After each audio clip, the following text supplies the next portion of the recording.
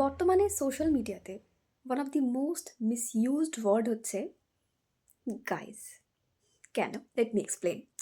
Actually আমরা guys বলি guy এর প্লুরাল ফর্ম হিসেবে, মানে একসাথে অনেকগুলো মানুষকে, অনেকগুলো পার্সনকে আমরা অ্যাড্রেস করি, সেজন্য guys, hello guys, how are you, সেখানে অ্যাপোস্ট্রফি এস থাকে না।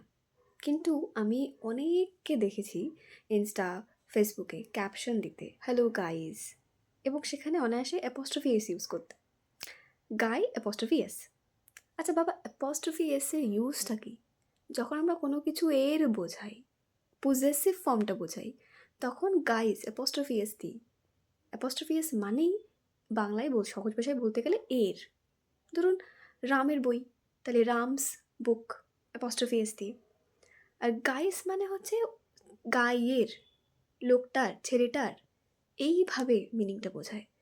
তো বুঝতে পারছো যে ওখানে গাইজ ইউজ করলে মিনিংটা কী দাঁড়াচ্ছে? হ্যালো গাইস, কোনো ঠিকঠাক মিনিং কিন্তু দাঁড়াচ্ছে না।